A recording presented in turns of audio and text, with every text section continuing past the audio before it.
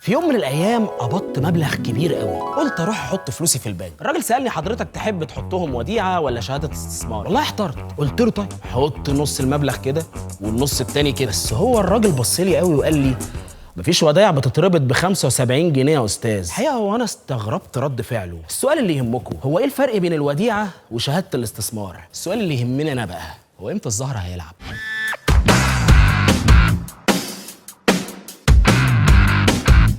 انا اسمي احمد الجرحي، وبنك اسكندريه ساب كل الناس وجابني انا عشان افهمكم المصطلحات البنكيه.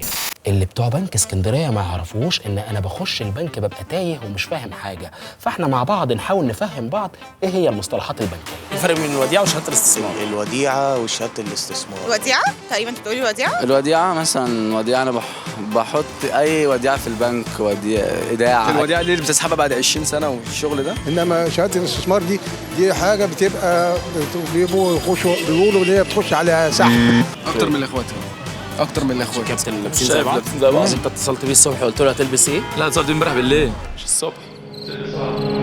الوديعة يعني لشيء معين وهيفكها. الوديعة مدتها قصيرة بس، لكن الشهادة مدتها أكبر. الشهاده دي حساب كام؟ الاستثمار باخد مثلا ان انا اشتري شهاده استثمار، شهادتين استثمار، 3 شهادات مثلا. 3 شهادات زي الرابعة مثلا هدية مني. الرابعه هديه مني.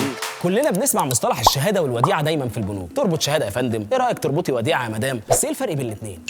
الشهاده هي استثمار طويل مدته من 3 ل 10 سنين، تحط مبلغ انت محدده في البنك وتربطه للمده المناسبه ليك بسعر العائد السنوي المعلن، وتصرف العائد كل شهر 3 أو 6 شهور أو أي مدة تانية، والعوائد السنوية بتكون على حسب العائد المعلن من البنك على المبلغ، يعني بتحوش أصل المبلغ وتستفيد بالعائد، وفي نفس الوقت المبلغ نفسه بيتحوش لمصاريف جواز الولاد، تعليمهم، تأمين للمستقبل، تشتري شقة، تجيب هدية لجرحي، وانت وذوقك بقى في هدية جرحي دي. الشهادة ممكن كمان بضمانها تطلع بطاقة ائتمان أو تطلب تمويل.